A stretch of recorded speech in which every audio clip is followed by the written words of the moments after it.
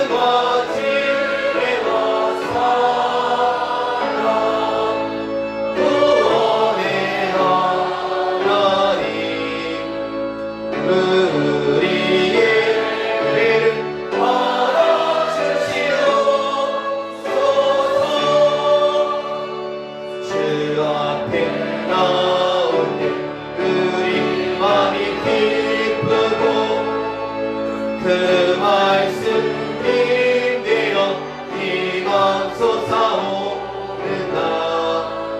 고난도 슬픔도 이기게 하옵시고 영원히 인내어 살아가게 하소서.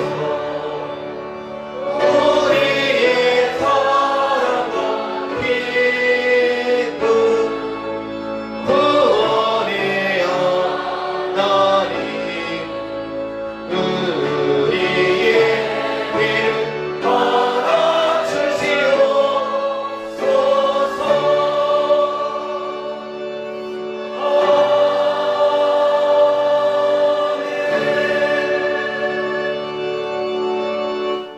우리를 통해서 영광과 예배를 받으시길 원하시는 거룩하신 아버지, 지나간 송해후 한 주 동안도 이런저런 모양으로 우리를 축복하시고 도우시고 인도하소서.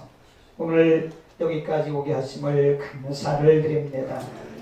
우리의 삶의 현장 속에 세밀하게 개입하시고 간섭하시며 부족한 저희들을 통해서 이 땅에 하나님의 나라를 이뤄가기를 원하셨던 거룩하신 하나님, 한 주간 동안 우리의 부족한 것들을 용서하시고 오늘 여기 왔사오니 다시 한번 우리에게 성령의 능력으로 기름 부어 주소서. 이 땅의 빛과 소금 역할을 감당할 수 있게 하여 주옵소서. 예배동에 임하신 거룩한 성령님의 임재를 오늘 우리가 느끼기를 원하며 오늘도 성령을 통해서 우리에게 주시는 귀한 말씀 듣기를 원합니다. 오늘도 순종의 영을 우리에게 부어 주옵소서. 우리 가운데 목만 왔다 거저가는 자가 없도록 신령과 진정으로 예배하는 귀한 시간 되도록 성령님 우리 모두에게 기름 부어 주옵소서. 예수 그리스도의 이름으로 기도드립니다. 찬송가 266장입니다. 찬송가 200장 찬송가 266장입니다. 주의 피로 이룬 샘은 참 깊고 넓도다. 구원하는 그 신능력 다 찬송할지라. 찬송하세 주의 보혈 그 샘의 짙은 나라. 죄의 깊이 거친 이몸 그 피로 씻어 말히네. 죄악 세상이 힘으로 거룩한 길 아래 나의 마음 성전 삼고 주께서 계시네.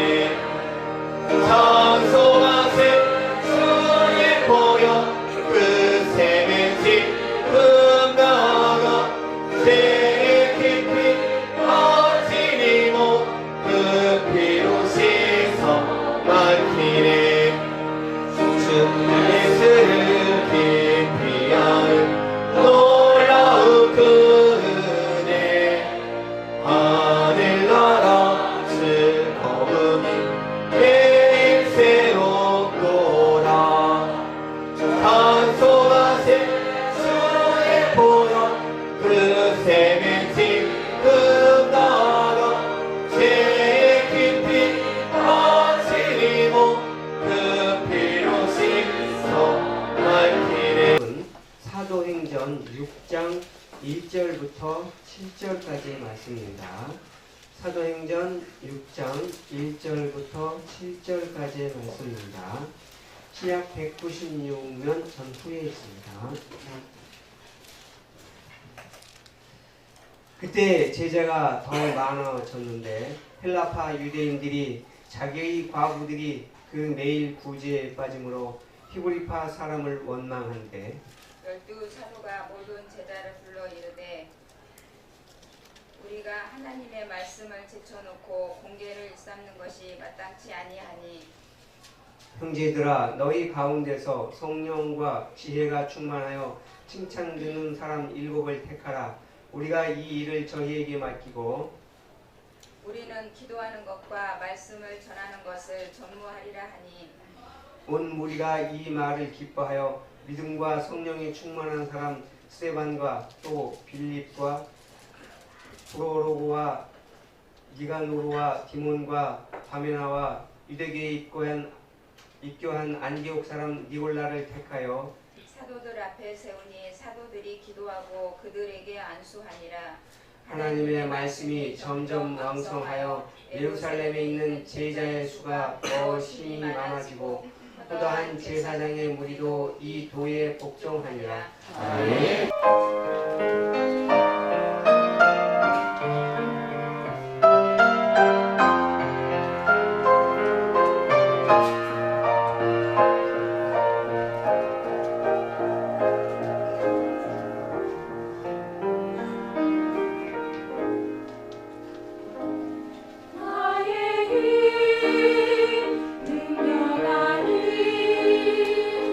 오직 주의 성령으로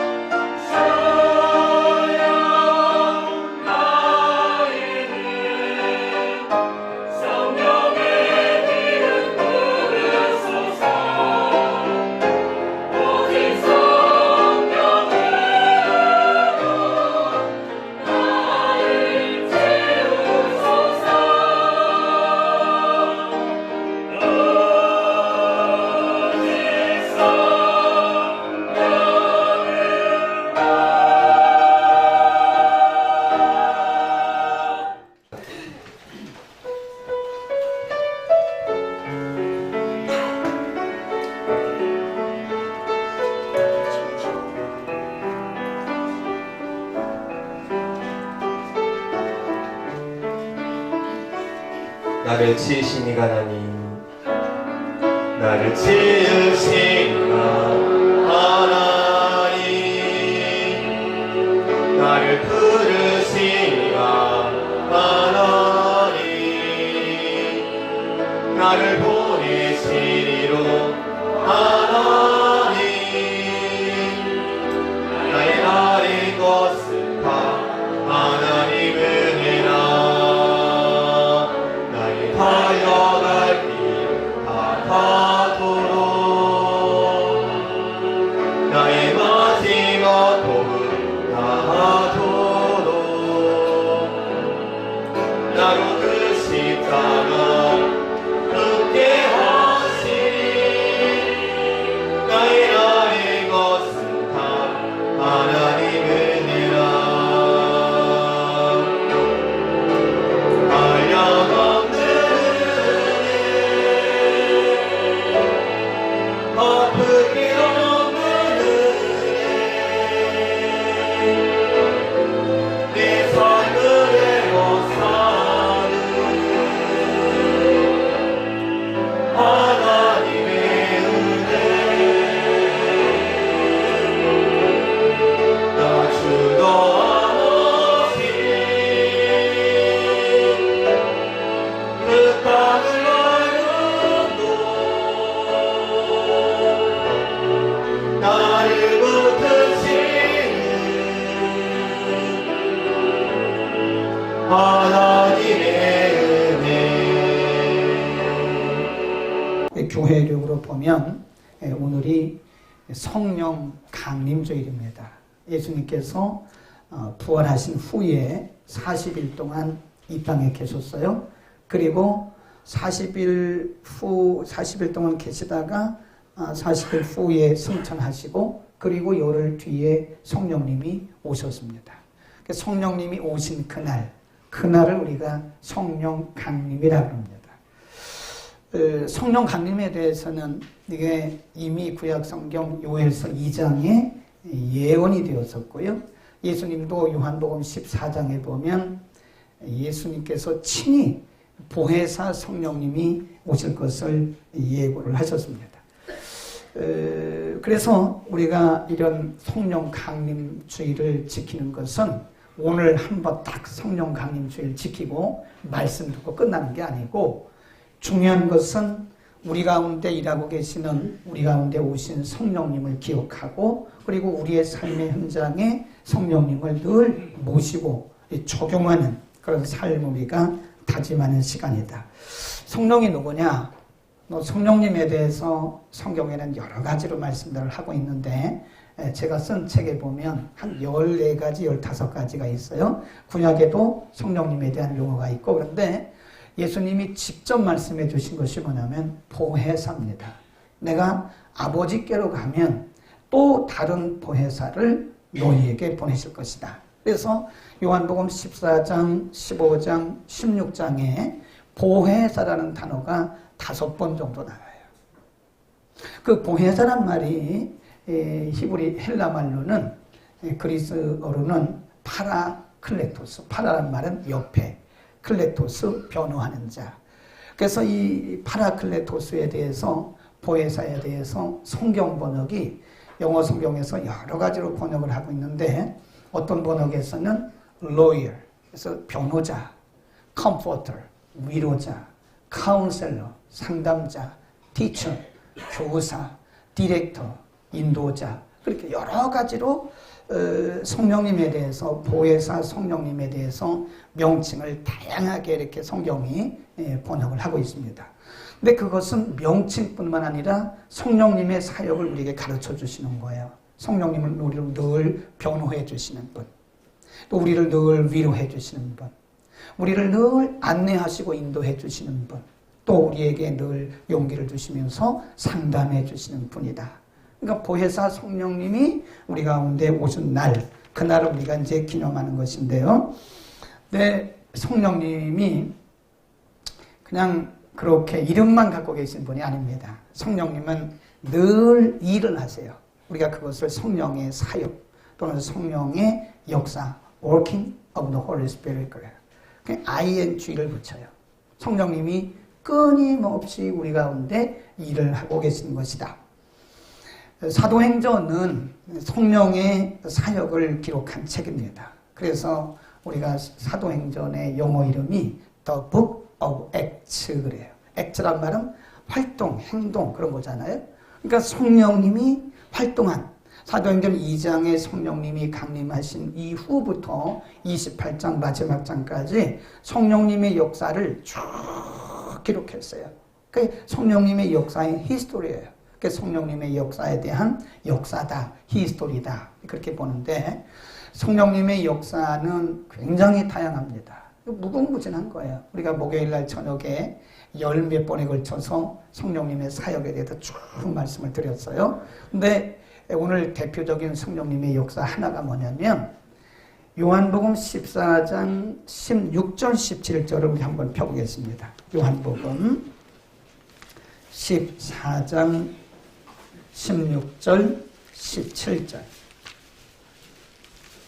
예수님이 성령님의 오심을 예언을 하시면서 뭐라고 그러시냐 14장 16, 17 시작 내가 아버지께 구하겠으니 그가 또 다른 보혜사를 너희에게 주사 영원토록 너희와 함께 있게 하시리니 저는 진리의 영이라 세상은 능히 저를 받지도 못하나니 이는 저를 보지도 못하고 알지도 못함이라 그러나 너희는 저를 아나니 저는 너희와 함께 거하시며 또 너희 속에 계시겠음이라 그랬어요. 너희와 함께 너희 안에 계시겠으며 거하시며 그래서 이 거하신다는 말이 굉장히 중요한 표현입니다. 성령님이 여기서 너희 안에 너희와 함께 거하신다. 그 너희라고 하는 것은 제가 여러 번 설명을 했어요. 그 너희란 말은 구원받은 우리 각 사람의 인격을 얘기합니다. 그리고 그것은 구원받은 우리 각 사람의 삶의 현장을 얘기하는 거예요. 또 너희라고 하는 요 너희는 구원받은 사람들의 공동체인 교회를 의미하는 것이다. 그러니까 예수님이 성령님이 오실 것을 예언을 하시면서 오시면 그가 무슨 일을 할 것이냐? 너희 안에 계실 것이다.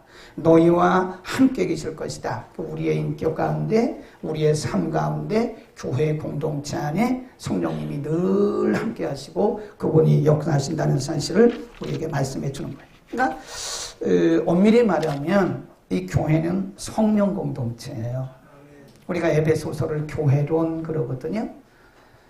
에베소 6장인데 1장부터 6장까지 한 장도 성령님에 대한 표현이 없는 적이 없어요.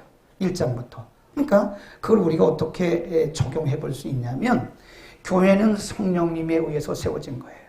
성령님에 의해서 지금 운행되고 있는 거예요. 목사가 목회하지만 뒤에는 성령님이 계신 거예요. 여러분이 기도하고 섬기지만 내가 하고 여러분이 하시는 게 아니에요. 뒤에 성령님이 운행하시고 우리 가운데 계시면서 간섭하시고 개입하시는 것이다. 그래서 성령님을 빼놓고는 교회를 말할 수가 없고 성령님을 빼놓고는 사역을 말할 수가 없고 성령님을 빼놓고는 우리 인생이라든지 신앙생활을 말할 수가 없는 것이다. 아멘. 그러니까 성령님이 늘 그리고 우리가 indwelling이라는 말 표현 in dwelling in 뭐뭐 안에 dwell 거주한다. 그것도 ing를 붙여요. 근데 indwelling of the Holy Spirit. 그러니까 성령님의 내주하심이라 그러는 거예요. 성령님이 우리 안에, 우리 인격 안에, 우리의 삶 가운데, 우리의 이 교회 공동체 가운데 성령님이 지금 계속해서 함께 하시고 일하시는 것을 믿기를 축원합니다.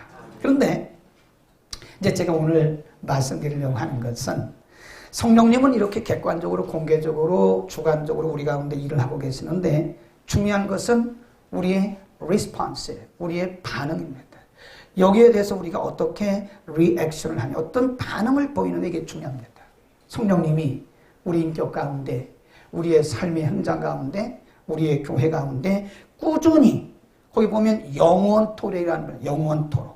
영원토록 너희와 함께 너희 안에 계신다고 그랬는데 성령님이 우리를 떠나신 적이 없어요. 떠나시지도 않아요. 근데 우리가 어때요? 기도할 때 성령을 주옵소서 하는 것은 의미를 잘 생각해야 돼요. 성령이 이미 와 계시는 거예요. 성령을 주옵소서, 그 말은 성령 충만을 달라 그런 얘기지, 이미 성령이 와 계시는데 어떻게 성령을 또 달라 그러냐고. 그러니까 우리의 그 표현이, 우리가 기도하는 표현이 조금 어떻게 보면 잘 안 맞다 생각되어지는데, 그것은 문자적으로는 안 맞지만 의미적으로 보면 그런 의미다. 아멘. 우리가 고린도전서 12장에 보면 성령으로 아니하고는 누구든지 예수를 주라 고백할 수 없다 그랬어요. 그러니까 예수님을 주로 믿는 자 속에는 이미 성령님이 오셔서 그 믿음을 주신 것이고 보증으로 우리 가운데 오신 거다 이겁니다. 근데 중요한 것은, 제가 말씀드린 것은 working of the Holy Spirit, 성령님의 역사예요. 성령님이 내 인격 가운데, 내 삶의 현장 가운데 오시고 우리 교회 가운데 역사하시는데, 과연 우리 교회는 성령님의 역사에 대해서 어떻게 반응을 하느냐 이거예요. 그 믿음은 반응이에요. 우리가 아무리 말씀을 많이 읽었어도 내가 반응하지 못하면 nothing, 어떤 일도 일어나지 않아요. 열매도 없어요. 성령님이 우리 가운데 깊이 말씀하시고 성령님 우리 가운데 오셔서 깊이 감동하시는데 우리가 거기에 대해서 반응하지 못하면 nothing, 아무 일도 일어나지 않아요. 불신자도 똑같아요. 과연 교회는, 이 성령 공동체인 교회는 성령님의 이런 역사하심에 대해서 어떻게 반응을 해야 되는가? 그래서 사도행전에 보면 교회 공동체가 어떻게 성령의 역사에 대해서 반응했나? 자, 5장으로 갑니다. 5장 다 읽을 필요는 없고요. 시간이 없으니까 5장은 아나니아 삽비라 사건입니다. 이 4장까지 성령의 역사가 잘 흘러가다가 5장에 갑자기 아나니아 삽비라 사건이 터져요. 아나니아 삽비라가 사실 교회에서 굉장히 열정적인 사람이었습니다. 굉장히 열정적이고 헌신된 사람이었어요. 그래서 성령의 감동을 받고 땅을 팔았어요. 밭을 팔았어요. 근데 돈을 보는 순간 우리 그런 말도 있잖아요. 견물생심이라고. 돈을 보면 마음이 달라지더라고. 돈을 받는데도 마음이 움직이지 않는 사람은 굉장히 경건한 사람이에요. 목회자들도 돈 보니까 마음이 달라지더라고. 이 졸다가 오늘 뽑기 합니다. 상품권 5만 원입니다. 그랬더니 눈이 번쩍 뜨더라니까. 목사님들도. 돈을 받는데 이 사람이 마음이 움직이지 않으면 굉장히 경건한 사람이에요. 아나니아 삽비라가 마음의 감동을 받고 밭을 팔았어요. 땅을 팔았어요. 돈을 보는 순간 부부가 누구라고 말할 것도 없이 마음이 바뀌었어요. 일부를 숨겼어요. 일부를 감췄어요.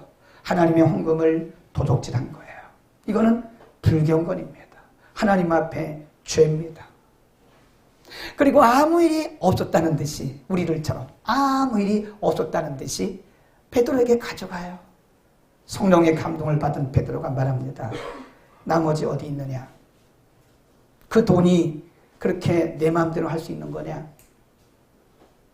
그 즉시 즉석에서 그들을, 그 남편을 치시고 그 다음에 3시간 이후에 아내가 오는데 똑같은 모양으로 죽었어요. 그래서 하루에 3시간 차이로 부부가 성령의 침을 받고 다 죽었어요. 이거는 분명히 초대교회가 안고 있는 문제입니다. 초대교회의 위기입니다. 생각해 보세요. 우리 가운데 정말 중심 기둥같이 사역하는 권사님이 오늘 헌금을 훔쳤어요. 재정을 훔쳤다는 게 아니에요. 하나님이 주신 것을 마음의 감동을 주셨는데 그 일부를 훔쳤어요. 감췄어요. 그리고 아무 일이 없는 듯 하다가 성령이 치서 죽었어요. 그러면 우리 교회 소문이 다 납니다. 사람들이 시시할 겁니다. 그리고 사람들이 정죄를 할 겁니다. 그때 신앙의 진짜 모습이 드러나는 거예요. 거기 보세요. 어떻게 했나? 5장 11절. 사도행전 5장 11절. 아나니아와 삽비라 사건을 보고 11절 시작. 온 교회가 이 일을 듣고 사람들이 다 크게 뭐 했어요? 두려워했다는 거예요. 아, 이거는 아나니아 삽비라 부부 얘기지? 그렇게 말한 것이 아니라 그때 교회가 경각심을 갖게 되는 거예요. 아, 이건 성령님이 우리에게 지금 경고하시는구나. 음성으로 들은 거예요. 그 다음에 두 번째 사건이 6장 사건입니다. 6장으로 가면 교회에 문제가 생겼어요. 이 초대교회는 우리들처럼 이렇게 한 사람들만 모인 게 아니에요. 한 지파만 모인 게 아니에요. 한 혈통만 모인 게 아니에요. 이방인 중에서 개종한 사람, 유대교에서 개종한 사람. 그러니까 헬라파, 유대파 그런 거예요. 히브리파 그런 거예요. 이 교회 안에 이 여러 가지 이제 혈통에 따라서 이전의 종교, 종족에 따라서 파가 있는 거예요. 그러니까 거기 보니까 인간이기 때문에 하다 보면 사람이 아무리 공정하게 하려고 해도 이게 아무래도 이게 팔이 안 울겁게 돼 있는 거라 이 말이에요. 그러니까 한 파가 좋으면 한 파는 안 좋은 거예요. 그러니까 거기 보세요. 뭐라고 했나? 6장 1절. 시작. 그때 제자가 더 많아졌는데 헬라파 유대인들이 자기의 과부들이 그 구제에 빠짐으로 히브리파 사람을 원망. 이거는 경건한 교회 모습이 아니에요. 여러분 교회가 어떤 파가 있는 것, 파 자체가 그건 경건한 교회가 아니에요. 성숙한 교회가 아닙니다. 교회 안에는 반드시 파가 있으면 안 돼요. 그룹별로 모이면 안 돼요. 구역은 있고 여전도회, 남전도회 그런 건 소그룹이라고 그러지만 자기들끼리 모이는 끼리끼리의 그룹이 있으면 교회는 안 됩니다. 그 건강한 교회가 아닙니다. 네. 근데 또 사람들이 모이다 보니까 그룹을 졌단 말이에요. 근데 한 파가 빠져. 구제에 자꾸 빠져. 그러니까 원망하게 되는 거예요. 이건 거룩한 교회가 아니죠. 경건한 교회 모습이 아니죠. 그런 모습이 딱 돌출이 되니까 사도들이 즉시 반응을 합니다. 이게 멋있는 거예요. 거기 보세요. 어떻게 반응을 했는가. 2절 시작. 12사도가 모든 제자를 불러 이르되 우리가 하나님의 말씀을 제쳐놓고 공개를 일삼는 것이 마땅치 아니하니 형제들아 너희 가운데서 성령과 지혜가 충만하여 칭찬받는 사람 7을 택하라. 우리가 이 일을 저희에게 맡기고 우리는 기도하는 것과 말씀 전하는 것을 전무하리라. 그러니까 예를 들어서 이 초대교회가요 불평불만이 없을 수는 없어요. 어느 교회든지 불평불만이 없을 수는 없으나 그 불평불만이 계속 불평불만 남아있는 교회는 성숙한 교회가 아닙니다. 그때 제자들이 빨리 성령의 음성을 들은 거예요. 그래서 그때 일을 이렇게 분담을 하게 되는 것이다. 그 다음에 13장에 가보면 이제 찾지는 말고 저를 보시면 되고 13장에 가보면 이제 처음으로 안디옥 교회가 선교사를 파송합니다. 근데 우리가 선교사를 파송할 때요, 이 뒤에 다시 말씀드리겠지만 일반적으로 어떤 선이 라인이 있어요. 라인. 그래서 고린도 교회가 바울파, 베드로파, 아볼로파, 예수파 이런 파가 있는 것처럼 아무래도 교회 안에 이런 라인이 있을 수 있단 말이에요. 그러니까 자기 라인에서 선교사를 보내고 더 후원 받으려고 하는 그런 생각이 있을 수 있는데 거기 보면 안디옥 교회가 그런 파를 라인을 따지지 않았어요. 금식했습니다. 기도했습니다. 그리고 성령의 음성을 듣고 성령이 시키는 사람을 뽑아서 선교사를 파송했다 이겁니다. 저는 오늘 이 내용들을 쭉 보면서 오늘 우리가 이 성령 강림절을 지키는 것으로 끝나면 안 된다. 오늘 이 땅에 있는 모든 교회들이 바로 이런 교회의 모습을 우리가 닮아가야 되는데 제가 말씀드린 것을 잘 들으셔야 돼요. 교회는 성령의 음성에 민감해야 됩니다. 교회가 잘못 가면 하나님은 누군가를 샘플로 세우세요. 누군가를 샘플로 세우세요. 하나님의 말씀에 순종하고 하나님 말씀대로 잘 열심히 섬기는 사람에게 하나님 복을 주시는 거, 이거 샘플입니다. 누구든지 그렇게 하면 하나님 복을 주시겠다고 하는 샘플이에요. 샘플. 근데 어떤 사람이 룰루랄라 한다고요. 주일날도 안 지키고 내 멋대로 살아가고 내 생각대로 살아가고 말씀도 무시하고 자기 경험대로 살려고 하고 이러면 하나님께서 반드시 어떤 사인을 주세요. 샘플로. 모든 사람이 다 그렇게 되는 건 아니에요. 하나님이 샘플로 딱 어떤 사람을 세우세요. 그래서 사업이 왕창 무너진다든지 어느 날 갑자기 예상하지 못했던 아픔이 온다든지 어떤 불미스러운 위기가 온다든지 모든 경우가 다 그런 건 아닙니다. 근데 하나님이 샘플을 딱 세우세요. 그러면 영적인 우리들은, 경건한 우리들은 그 모습을 보고 빨리 깨달아야 돼요. 교회가 빨리 깨달아야 돼요. 아, 성령께서 지금 말씀하시는 거구나. 성령님이 저러한 모습을 기뻐하지 않는다는 것을 우리에게 말씀하시는구나 라고 우리가 빨리 그거를 성령의 음성으로 들어야 되는 거예요. 성령의 음성이라는 게 귀로 들리는 게 아닙니다. 말씀을 통해서 때로는 우리의 마음속의 양심 가운데 때로는 사건을 통해서 말씀하세요. 우리에게 일어나고 있는 사건이 성령의 음성일 수 있는 거예요. 아멘. 우리 가운데 일어나고 있는 일들이 지금 성령의 음성으로 들려진다. 그래서 교회는 성령의 음성에 민감해야 됩니다. 아멘. 인사합시다. 성령의 음성에 민감합시다. 성령의 음성에 민감하지 않은 교회나 개인은 아무리 성령님이 말씀하셔도 못 듣습니다. 못 들어요. 저도 목회를 그런 식으로 합니다. 그래서 이렇게 말씀을 통해서 이렇게, 그러니까 여러분 주일 낮이나 주일 밤이나 새벽 기도회나 말씀을 잘 들어야 돼요. 하나님이 그 말씀을 통해서 여러분에게 무슨 말씀하신가를 들어야 돼요. 남 얘기 아닙니다. 다 여러분 얘기고 저 얘기인 거예요. 어떤 때는 이렇게 지나가듯이 한번, 어떤 때는 요즘에 SNS가 잘 개발되어 있으니까 SNS를 통해서 한번 툭 던져요. 어떤 분은 빨리 알아들어요, 그거를. 근데 어떤 분은 못 알아들어. 이렇게 단도직입적으로 얘기를 해도 못 듣는 분도 있어요. 영적 감각이 굉장히 둔합니다. 성령님이 우리 가운데 안 계신 게 아니세요. 성령님이 우리 가운데 늘 내주하면서 말씀하고 계세요. 우리 가운데 사람을 통해서, 말씀을 통해서, 사건을 통해서 늘 개입하시고 간섭하시는데 단 우리가 뭐가 없는 거예요? 리스폰스를 못하는 거예요. 리액션이, 반응이 없는 거예요. 반응이.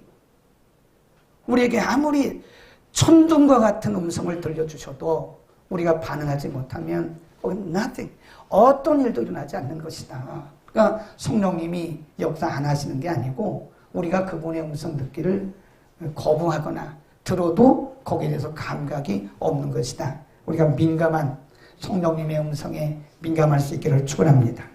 교회 공동체는 성령님의 일하심에, 아까는 성령의 음성에 민감해야 되고요. 그 다음에 성령님의 일하심, 우리 가운데 우연이라는 게 없어요.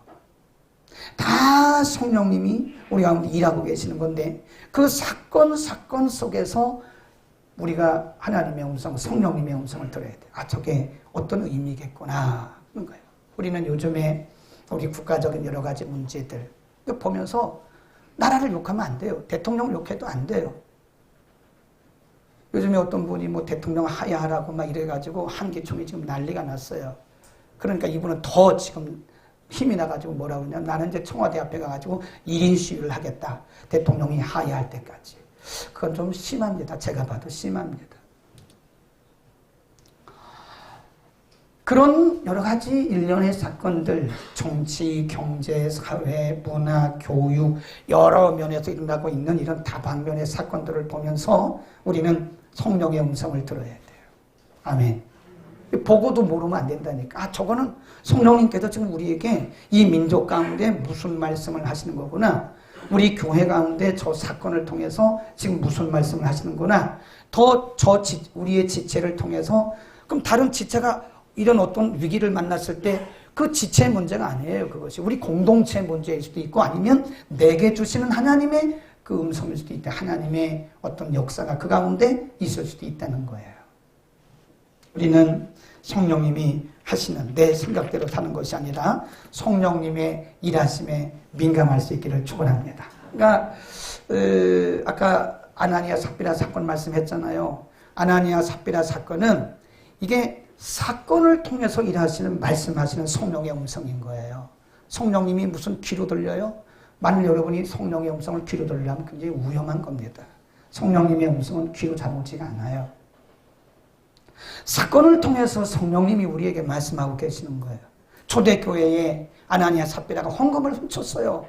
하나님의 거룩한 교회에서 하나님께서 주신 그 마음을 훔쳤어요. 그 마음에 불순종한 거예요. 하나님이 부부를 하루아침에 죽이시잖아요. 3시간 차이로 하루 다 죽었어요. 우리 한번 솔직하게 생각해 보자고. 만일 하나님이 사도행전 5장처럼 오늘 죽이신다면 여러분 가운데 살아남을 사람이 있을까요? 저는 저부터 죽을 것 같아요. 저부터 죽을 것 같아요. 하나님이 저부터 죽이실 것 같아요.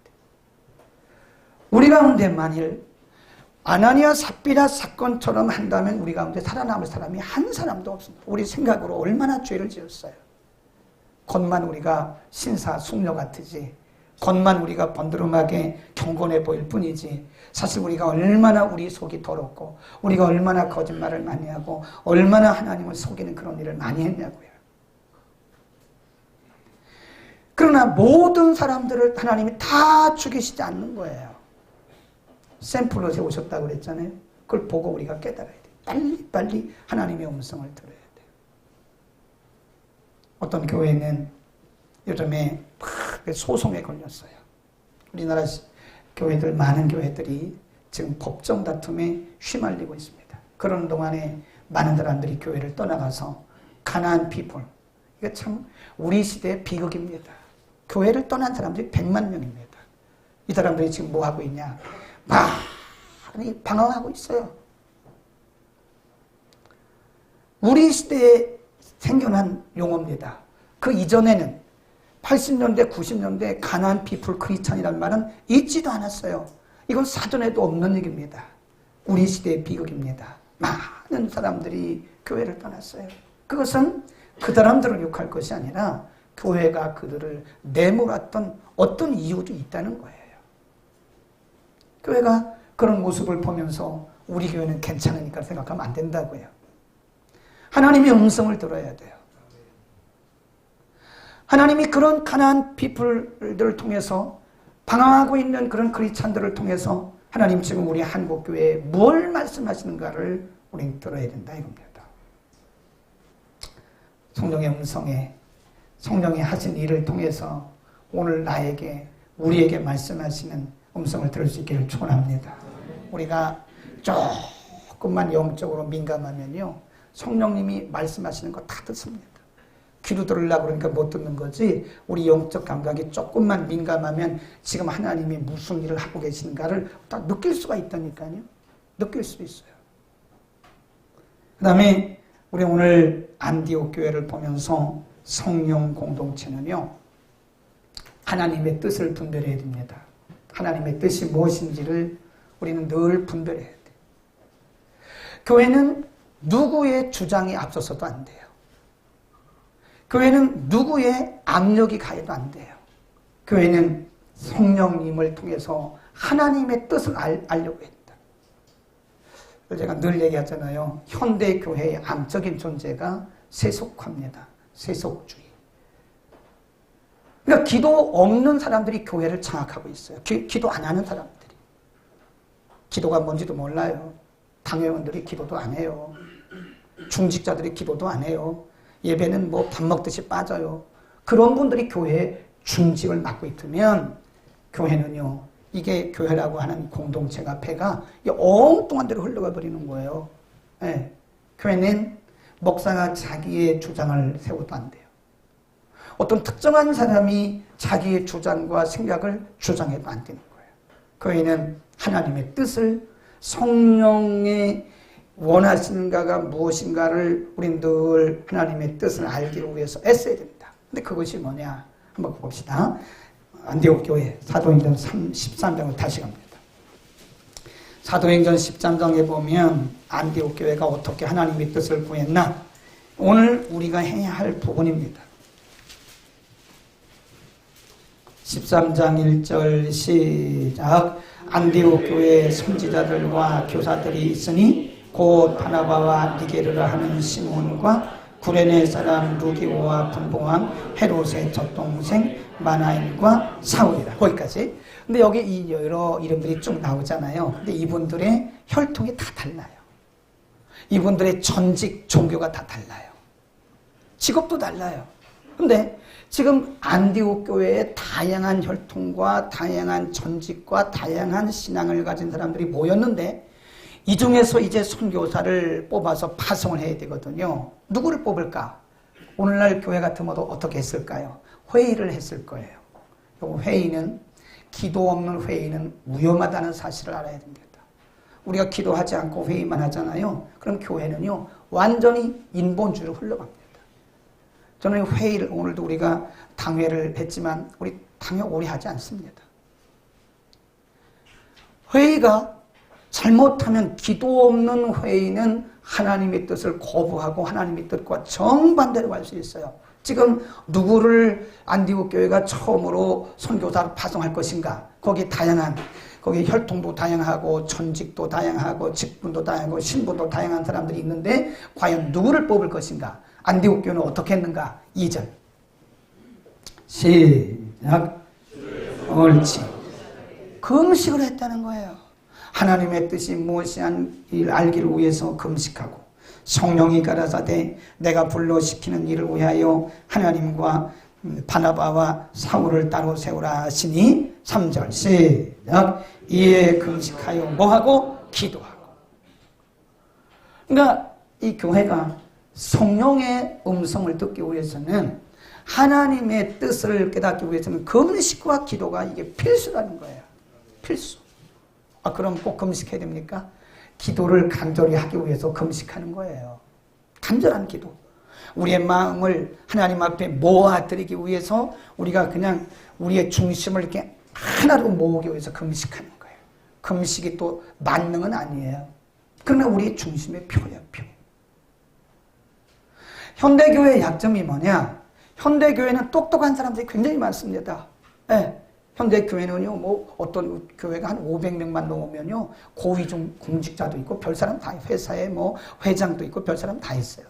교회가 10,000명 모이면요, 국회의원들이 뭐 엄청 많. 그러니까 이분들은 사회적으로 다 괜찮은 분들이거든요. 지혜도 있고. 그러니까 이분들 중심으로 가면 교회는 큰일 난다 이거예요. 사회적인 경험이나 사회적인 포지션 이런 지위 때문에 교회가 그분들에게 어떤 중요한 일을 맡기면 교회는 이건 사람 중심으로 갈 수밖에 없는 거예요.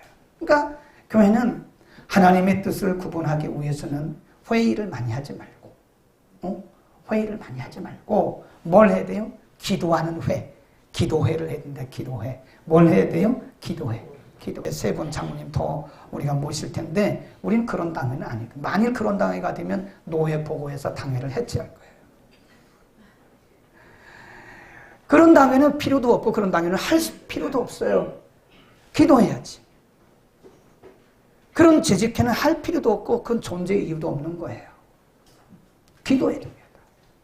주일학교도 기도해야 됩니다. 청년부도 기도해야 됩니다.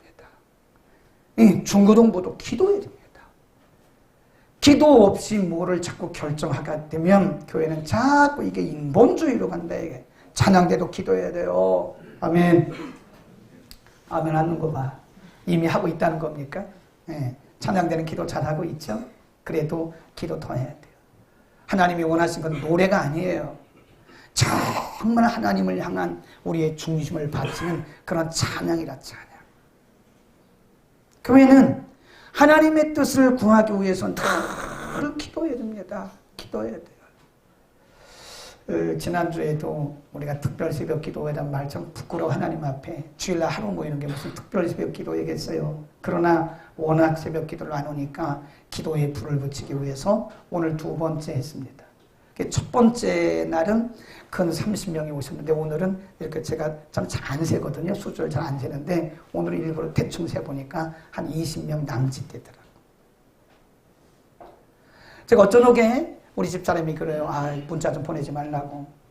부담스러워 할 것 같다고 내가 뭐라 했어요. 믿음이 부담인 거지. 부담 없이 어떻게 신앙생활 하냐고. 우리가 어떻게 십자가 없이 주님 나라 가냐고. 나한테 그런 얘기 하지 말라고. 혼났어요. 우리 집사람이. 성도들한테 문자하지 말라고. 괜히 부담스러운 문자하지 말라고. 잘했지. 네, 그런 것도 사모님 얘기한다고 다 들으면 안 돼. 그런 건 안 된다고 얘기를 해야 돼요. 그런 소리 하지 마라. 당연히 해야지. 왜 그러냐?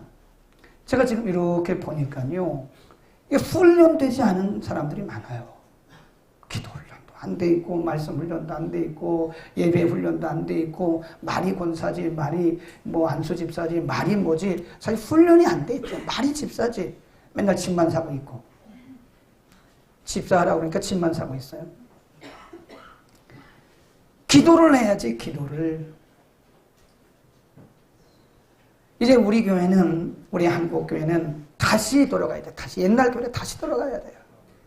덩치만 크지.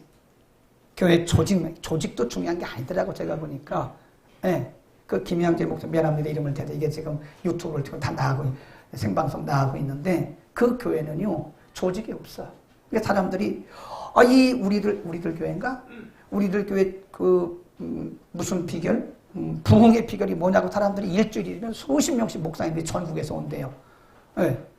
한마디로 말한대요. 교회 비결 없습니다. 부흥의 비결 없습니다. 우리 교회 부흥의 비결은 큐티입니다. 거기는 주보도 잘 안 한대요. 그리고 무슨 이름, 무슨 해, 무슨 게 이런 자체를 안 한대잖아요. 그 목사님이 그러더라고. 그 자체가 기도를 막아버린다는 거예요. 자꾸 그런 거 만들어 놓으니까 기도를 막아버리고 기도할 시간에 회의나 하고 이러니까 자꾸 싸우고 이러니까 그런 거지. 우리는 그냥 원색적 복음으로 간다. 말씀 묵상 큐티하고 우리 전 교인이 다 큐티를 하고 기도하는. 교회는 프로그램이 중요한 게 아니에요. 교회는 이런 무슨 조직이 이렇게 중요한 게 아니에요. 물론 기도하는 프로그램은 좋죠. 기도하는 조직은 좋죠. 안디옥 교회처럼 우리는 오늘 하나님의 뜻을 구하기 위해서 금식해야 됩니다. 하나님의 뜻이 무엇입니까? 저를 통해서 이루시려고 하시는 하나님의 뜻이 무엇입니까? 오늘 그리고 내일 이번 달에 이 해에 하나님 원하시는 것이 무엇입니까? 우리 교회가 해야 할 일이 무엇입니까? 우리는 이렇게 하나님 앞에 기도를 해야 되는 거예요. 우리 오늘 당회에서도 잠깐 말씀을 언급을 했습니다. 그래서 기도하다가 좋은 아이디어, 굉장히 어려운 교회가 하나 있는데 그 교회를 어떻게 도울 것인가에 대해서 기도 중에 또 이게 그 안건을 오늘 당회에 내고 당회에서 서로 상의를 했어요. 그 어려운 교회를 어떻게 도울 것인가. 하나님 얼마나 기뻐하시겠어요. 우리 교회는 어려움이 없으니까, 우리 교회는 재정적으로 뭐 어려움이 없으니까 우리는 뭐 괜찮다. 우리는 뭐 모르겠다. 난 몰라라 하는 것은 하나님의 뜻은 아닐 것 같아요. 그래서 이거를 어떻게 어려움에 처한 교회를 도울 것인가를 우리 서로 상의하고 기도하면서 그 방법을 찾기를. 그러니까 하나님이 우리 당회를 기뻐하시겠어요? 안 기뻐하시겠어요? 아니, 하나님이 우리 당회를 기뻐하시겠어요? 안 기뻐하시겠어요? 딴 동네에서 오셨어요? 여기는? 기뻐하시죠. 우리가 뭐 개인적으로 누가 뭐 잘 되려고 그러는 거 아니잖아요. 하나님이 세우신, 그리스도께서 직접 세우신 교회가 어려움을 당하면 우리도 어려움을 당하는 거 똑같은 거예요. 네. 그 교회를 우리가 어떻게 도울 것인가. 우리가 머리를 맞대고 상의를 했어요. 아직 제가 발표는 안 하지만 이제 어느 시점이 되면 발표하고 그 교회를 어떻게 도울 것인가를 우리가 또 서로 이렇게 합의를 할 것입니다. 우리는 금식해야 됩니다. 하나님의 뜻을 알기 위해서 우리는 기도해야 됩니다. 그래서 우리는 기도한 그룹이 많아져야 돼요. 아멘. 그래서 우리가 찬양대를 연습할 때 보면 기도하고 하더라고. 이 김요한 지휘자가 잘하는 거예요. 그냥 음악적인 기교만 하는 것은 저는 원치도 않습니다. 그거 우리가 하면 얼마나 잘하겠어. 기교 부리려고 하지 말고 하나님 앞에 기도하고, 제 직원들도, 여전도회도, 교사들도, 우리 중직들도 하나님 앞에 기도하면서 주의 뜻이 뭔가를 알고 그 뜻대로 우리가 행하면 하나님이 이 마지막 때 우리 교회를 얼마나 기뻐하시고, 우리 교회는 무슨 교회라고 그랬어요? 사랑장로교회래. 그건 누가 몰라요. 이게 잘 안 맞아. 우리 교회는 무슨 교회라고 그랬어요? 에? 그렇지. 우리 교회는 무슨 교회? 샘플교회. 작지만 우리는 우리 시대의 샘플교회를 이루어야 돼요. 네. 제가 요즘에 기도하면서 사역의 어떤 용어를 하나님이 지혜를 주셨어요. 저는 어떤 일을 할 때 기도하고 합니다. 그리고 다 노트에 써요. 그 주님이 주시는 지혜를 가지고 하는데 그 단어를 영어로 convergence라고 그래요. convergence. 융합. 근데 그 단어를 가지고 이제 뭔가를 하나 만들었는데 오늘 아침에 어떤 분이 이름 되면 다 알아요. 우리 교계 어르신인데 우리 교계에 일치운동 하죠. 한기총이 저렇게 엉터리라고 하고 막 한교회도 힘도 못 내고 막 이러니까 어쨌든 한국교회가 새로운 어떤 힘을 내야 되겠다. 그래서 이제 어떤 운동을 하려고 한대. 그분이 이름 되면 다 아시는 분인데, 근데 그분이 제가 사용한 그 융합이란 말을 쓰신다고 오늘 로얄티를 안 내도 되겠냐고 아침에 일찍 새벽에 문자가 왔어요. 목사님이 그 기도하면서 얻었다고 하는 융합 convergence라고 하는 단어를 내가 쓰려고 하는데 써도 되겠습니까? 마음대로 쓰시라고. 마음껏 쓰시라고. 그리고 로얄티를 내시라고. 마음껏 쓰시고 로얄티를 내시라고.